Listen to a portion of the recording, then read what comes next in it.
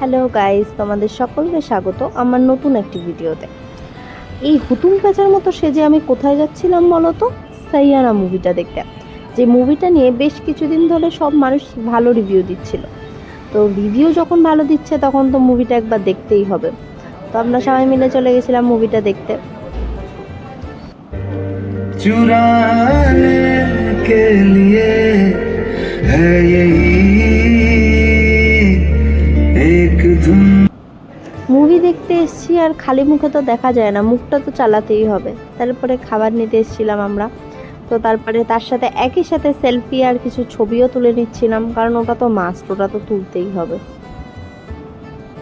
चलता है कभी पहले प्यार की भाषा, कभी पहली बरसात में।